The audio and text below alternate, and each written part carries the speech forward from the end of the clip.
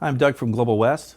Thought I'd take a minute here and talk to you about the Panhard rod situation on 1965 through 1968 Impalas. I happen to have a standard Panhard rod or track bar, depending on who you talk to. It's the same thing. This is what holds the rear end in the center of the vehicle. Now, when you change your ride height on these particular vehicles, whether you're lowering it or raising it or doing whatever, when that Panhard rod, when it attaches to the frame and goes to the diff, it's going to shift the rear end one way or another depending on which way you go with your ride height. We build an adjustable Panhard rod that bolts directly in. That's the PHC 50.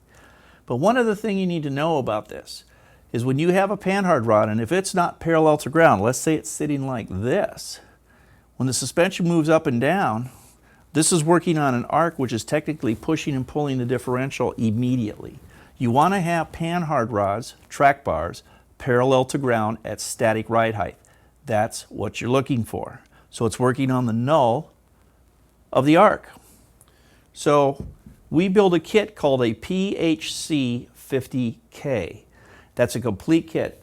And there's this cross member that ties in. Now there's welding involved in this kit. This attaches to the frame on one side versus the other. This adjusts so it butts up to the frame. And this is going to attach right here where the Panhard rod attaches to the frame. There's an additional mount that we give you in the kit that also plays with the same holes and mounts like so. So when this is all together, it gives you adjustable positions on the frame to where you can mount this to make your Panhard rod parallel to ground, which is going to be the best way to keep the rear end handling properly.